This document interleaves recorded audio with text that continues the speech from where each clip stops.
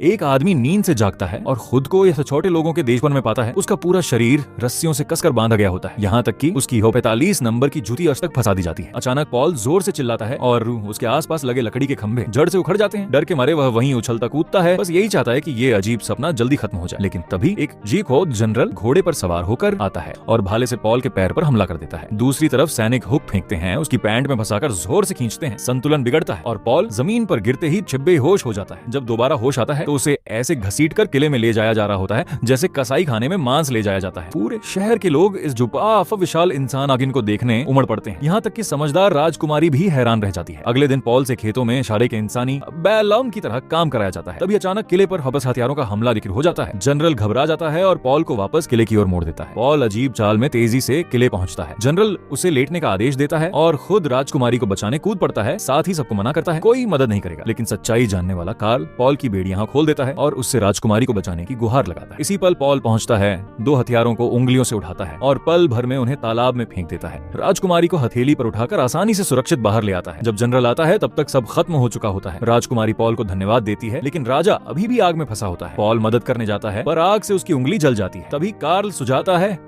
आग बुझाने के लिए पानी चाहिए। पॉल को बात समझ आती है और वह ऐसा काम करता है जो सबके होश उड़ा देता है। वह पैंट उतारकर आग पर पेशाब कर देता है। थोड़ा अजीब है लेकिन जान बच जाती है। इसी बीच देर से पहुंचने वाला जनरल आता है और पॉल को डांटता है। पॉल घूमता है और बची खुची तोप भी जनरल पर चला देता है और इसी तरह पॉल बन जाता है छोटे लोगों के देश का महान हीरो।